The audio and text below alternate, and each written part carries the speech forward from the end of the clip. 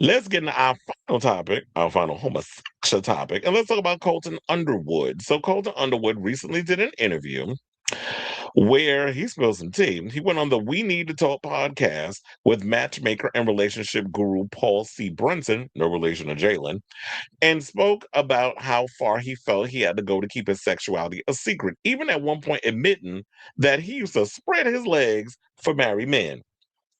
Now, it is a lengthy video because then I notice a lot of people want to go on social media and they want to play the little gotcha moment bite, the sound bite, and then there's no nuance to where it led to why he was out here sleeping with married men, which, in my opinion, I totally relate. When you're someone who is young, struggling with your sexuality, and don't want people to know about you, especially when you're trying to make moves in certain businesses, him being football or me in a lot of ways in the arts and trying to keep that quiet or not wanting people to find out because of religious upbringing and things of that nature. Now, my parents weren't really big on religion, but we did go to church and there were certain things you would hear about, like gay being an abomination, that sort of thing. Like, I'm good with my family and everything and them knowing now. But in the beginning, when you're dealing with the struggles of being, well, him being white and Christian and me being a person of color, and having to deal with these things, especially growing up in the 90s where AIDS was prominent and all this other stuff, and people telling you you're going to hell, you're going to die of AIDS, all these other things, and you're thinking that's going to be your death sentence because this is the only kind of information that you're getting until you surround yourself with the right amount of queer people, which I did, having a lot of older Black friends who literally started showing me the ropes of, my gay family, where they would show me like how the world was and how to take care of myself and protect myself from things going on in the world and being more open-minded and understanding of what was going on in a lot of the queer spaces and how to navigate through that. So unfortunately, I would say like Colton didn't have that, but um I just thought like what he said in the interview was relatively interesting. And it even placates into why he even joined The Bachelor and people felt like he was being misleading to the women when he was on that show. But there's reason like what everything he said though made a whole lot of sense. I'm not saying it's right, but I feel like the real conversation should be why do people, because the way the world treats homosexuals and homosexuality, why people homosexuality, as I would like to say, why do we have to why people have to go to extremes in order to hide who they truly are because of a lot of the hatred and vitriol that they hear from other people. So we're gonna play this long clip and then we're gonna come back and we're gonna talk. Please hold. So then right before that, being in high school, I'm curious about this is who do you believe you were trying to impress more? Your coaches, your teammates, your dad, or yourself? I would say my coaches and my teammates, or my coaches and my dad. Like my teammates were maybe like up there too, but I more so was doing it because like those were like the people from such a young age that sort of always were the people that I needed to perform for. Like that were like that was just sort of like the structure and the hierarchy that I grew up in sports culture. It's like these are the people you're supposed to make happy. These are the people you're supposed to perform for, and like you have to make them look good. So like you have to go do your thing and like shut up and just take part in it. Um, so I would definitely say, and like now, like looking back on it, I spent more time with my coaches. I was lucky to have my dad as my coach too, but like most kids spend more time with their coaches than they do their parents growing up, just at sports practice. So like Yeah. that's something I try to remind a lot of coaches, especially youth coaches that they have a responsibility in front of these kids to watch what they're saying, because oftentimes you have a bigger impact on that kid's life than their parents do. And I just remember that so vividly of all of the coaches in my life at some point saying something homophobic and sort of saying it with this like matter of fact tone. It was always a negative connotation. So it was like only when somebody messed up, only when somebody looked like a fool, only when somebody looked weak is when they would say something along the lines of, being gay. Yeah. And I was just like, so I just remember for me, I was like, it just like, people talk about being like shoved into the closet. I just like have this like feeling of like just being pressed like down into myself and Yeah. just It was rough. Colton, I have to ask, was your father one of those people? Oh yeah, I was. I You mean, were. that's the thing too, is like I'm just as much at times to blame too. Like I was at a certain point in my career, I was a captain of these teams. And, at times I let it go and participated in the locker room banter just because I wanted to blend in. I wanted to fit in. Um, so yeah, I mean, I think like that's, it sounds terrible, but that's part of sports culture right now. And it's sort of like one of the last frontiers it's going to take to like sort of get over that hump is trying to figure out how to handle it. Just because, I just remember I was like, oh, I can't really take a stance here because if I do, then it opens me up for questioning. And then I once they ask why I'm defending this, I don't have a girlfriend to back up the fact that I'm not gay. So like, I didn't want to open myself up to that critique. Okay. Did you perform in other ways outside of the locker room to try to continue to create cover? Oh yeah. You did? Okay. I had a folder of boobs on my phone. Did you? Just because that was like a common locker room thing of like sort of the guys peacocking and showing who they're dating and seeing like, look at what this girl said. Like I had no clue where I got them from, like the internet somewhere, and they weren't like real anything. But like I just always remember if anybody asked me, I always had that to go to just to cover. Like that I think was one of the more challenging parts about being in the closet is just like the sort of the spider webs of lies Deceit, that you sort of yeah. build and deceit, and not only from everybody that is in your life, but from yourself too, because you sort of like lose yourself in it. And you're just like, there were so many defense mechanisms that I had that I put up. Yeah. But now, how did you handle then relationships? Because by the time you're 17 years old, you're Yeah. captain of the football team, you're outperforming, good looking guy, Yeah. over 6 feet, blonde hair. What color are your eyes? Hazel. Hazel. Hazel. I was saying they kind of look Depends blue. on the light. Depends Yeah, on the yeah, light, right? You got hazel Yeah. eyes, right? You are considered the quintessential Yeah. all-American boy. Yeah. So how did you handle women? Poorly.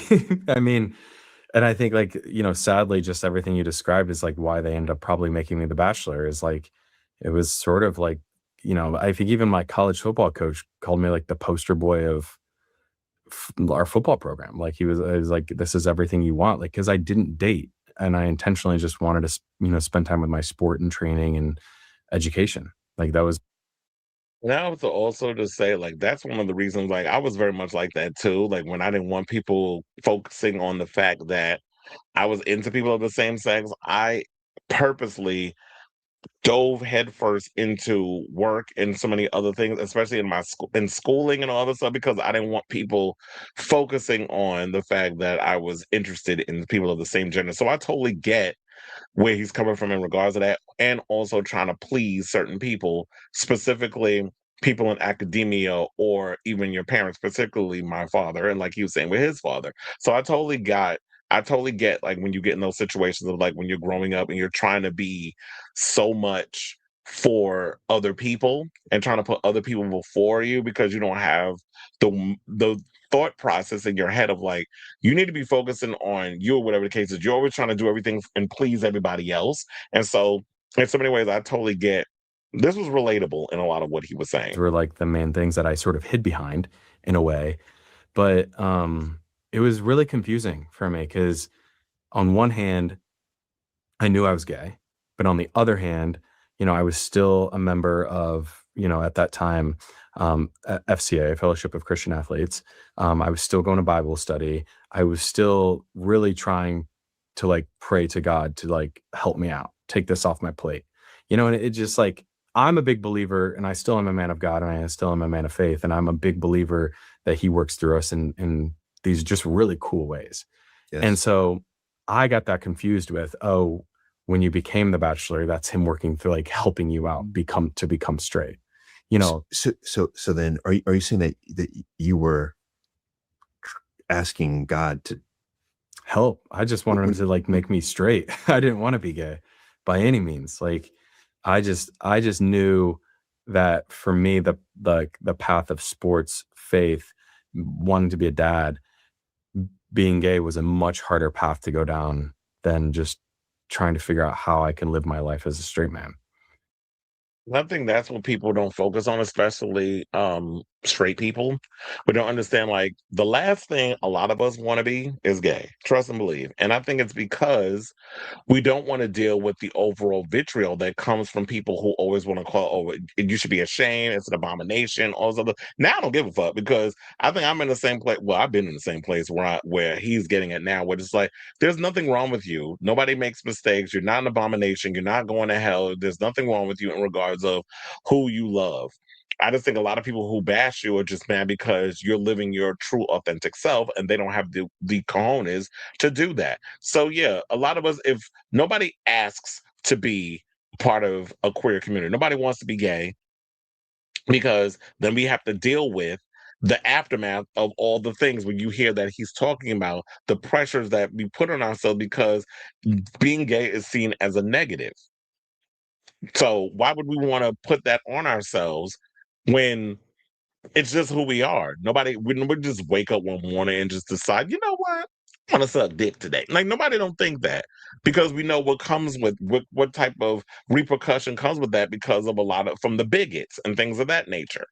But at the end of the day, you have to come to the conclusion that there's nothing wrong with you. You're not an abomination. You're not going to hell. That and you're perfectly fine. The people that have a problem with you, they're the problem. Knowing now, like that's ridiculous to like keep saying, but like it was truly a way of like conversion therapy for myself. Yeah. Like Wow. I have to like keep doing this because it will make me straighter. So I'm sure you've heard of internalized homophobia. Yeah. Okay. So when I look at internalized homophobia, I often think that I think many people think, okay, it's a one incident thing, Yeah. but in actuality, it's chronic stress. You're Yeah. living with it, and Yeah. chronic stress does all kinds of things to you, right? All kinds of terrible things to you. Totally. So what were you feeling at this period of your life, 18, 19? How were you dealing with the levels of stress that you were going through? I mean, I remember I would lock myself in my room and I would watch Ellen. Truly, like Ellen was my therapy at times just because not only just of her story, but just like she just always had like a happiness to her show, right? Like to like just people she had on and like her bits and all of that. Yeah. It's like it sounds so silly, but like that was definitely a way staying rooted and grounded with my family. Like just I was 35 minutes I went to Illinois State. It was 35 minutes away from my family house and so I would drive back on some weekends and go fish. Just Yeah. being in nature. I always like found a way to just distract myself and like throw my identity into something else. Because if my identity was in something other than myself, I didn't have to sort of look myself in the mirror and, identify as a gay man. So I was always trying to, throw my full identity into whatever I was doing. Okay, fair enough. Do you ever try to then continue the facade by dating women or at that time? Yeah, I would go on dates. I wanted to be seen just enough so people couldn't question me. So that was always something is like, there was like a few in college, I think 2 or 3 girls that I like talked to and would be seen with every once in a while just to like keep the pressure off. But like I just remember in college, I would never let my college friends talk to my high school friends, and I would never let my high school friends talk to my college friends because I would tell all of my college buddies, I'm dating a girl back home or I'm seeing somebody there. And then at home, I'd be like, I'm seeing somebody in college. Sorry. Like, so I just never wanted them to cross-reference each other and be like, this is not adding up. I see it. So it was hard because then I can't really have full friendships and relationships with my friends because like they never really got to, see all of me. Yes. Yes. So, and you haven't told your parents at this point. no, You haven't told your brother, no. right? And I would imagine you and your brother were close.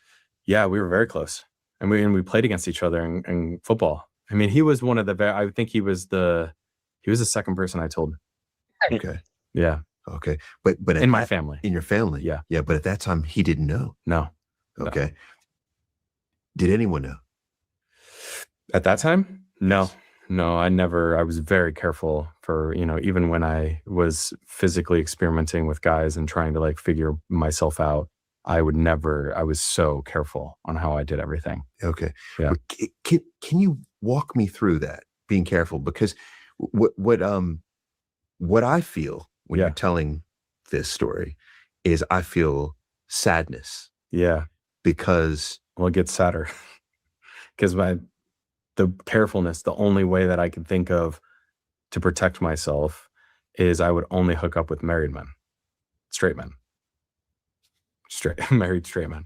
So that was like that was sort of my rule that I would never break. Because when I was in the closet, that would be the only time I would ever hook up with men, was if they were married, these straight married men, because they had more to lose than I did. So if they tried to, ruin my career and my life for football, they had a whole family that they'd be, risking as well. So it's a messed up thing to think through, but like it was a form of like it is for me, it was just like a way to protect myself. And just sort of assure that like things, wouldn't get outside of my control. control. But also too is if you're having relationships with anyone, there's an emotional connection. I was very good at taking that part out. Really? Yeah, and then to be honest with you, like that was a really hard learning curve, even with my relationship with my husband now. Is like I'm very, very good at I can cut my emotions off. Like when it's sort of a skill that I don't like that I have, but like I'm very good at separating my emotions from myself when I need to make decisions. Okay. All right. So yeah. I can totally relate to that as well. And I think that that comes with when you're trying to be careful and not have people find out certain aspects of yourself so you can take emotions. I think that's what a lot of men can do, particularly gay men, that we can separate being emotionally connected to someone in an intimate way versus when we hook up with people and it's just strictly physical. And I think that it is kind of crazy to hear like, yeah, the only way that I feel like because I was pursuing a career in the NFL, I'm an athlete and those other stuff. And the only way that I know that nobody's going to snitch on me is if I hook up with a married man who ain't supposed to be doing the same shit that I ain't supposed to be doing based off of my religious upbringing and the teachings that they teach about gay being wrong. With them, you're marrying people under false pretenses because you don't want people to know what you really are into. So you're trying to perpetuate a certain societal a sense of normalcy where you go and marry a woman, marry a woman, have the house with the picket fence and the kids and the dog and the 2 cars, and trying to live that whole white picket fence lifestyle. Whereas because you feel like I'm trying to move up the corporate ladder, whatever the case is, and you can't do that as an out and proud gay man. So there's a lot of different things, crazy twisted things that we all tend to bend ourselves like a pretzel in, or mentally we take on because of pressures of society, and then of course with the ideology of homosexuality being considered a negative. So I know, like, it is trustable. It is wrong to be out here opening your legs for married men. But I totally understand, like, when you feel like you have a lot at stake, and the only way you know that your secret will be protected is by going for people who also have a secret to protect. So you got two people with secrets being combative and coming together and joining forces, and then y'all just hunch and then do the yum yum bouncy bouncy, whatever you want to call it, and then go your separate ways. So I just thought that this was a fascinating. And now it's like me, I'm always about trying to do deep dives and get an understanding of what's going on in people's psyche and why they do the things that they do. So that's why when I saw this whole scenario, I was like, I need to play the whole thing. I hate when people go on things and they play like a sound bite, and then you get people like, well, he still shouldn't have cheated. He still shouldn't have been raped. We know all of that, but to understand that human beings are complex and things are not as black and white as we try to make them out to be, whatever situation, especially when you're in a DL relationship. I just wish, or you're just DL, I just wish that we were in a world where people could just be free to just be themselves, explore parts of who they are, and not have it so that men always have to be emotionally disassociated from things going on. So I just hope that as men, we could just start working on being in tune with our emotions, being more open minded, being more open, just things in general. I mean, I feel like as I get older, I've been starting to get more into that because I was immensely closed off when I was a kid. Um, from my emotions and things of that nature. But I tap into it now. I'm a little more intuitive. Follow your heart, your intuition. Shout out to Jewel. So yeah, so definitely check that interview out if you can. It is wait, hold on. What is it called? On YouTube. The We Need to Talk podcast. It is on YouTube. If you want to check it out, he's got 614 well 615 because I just subscribe. He got a bunch of he got a couple of subscribers. Definitely go check it out if you can. It is a very good interview. It'll run you 139 minutes, but it's a deep dive into Colton and understanding him. And I feel like because he has been given a bad rap based off of, the Cassie situation, I get it. But I'm sure all that played into why. I mean, hopefully, because I ain't watched the whole interview. I just saw that scene and I was looking for it. I would listen to it. I only watched like half of it. I didn't get to watch the whole thing. So, hopefully, they touch on that in the interview, which gives people an understanding on why he behaved the way he behaved in regards to that Cassie Stalker incident. So, yeah, I definitely want to hear from y'all regarding this story. What are your thoughts? Whatever they are, let me know in the comments down below.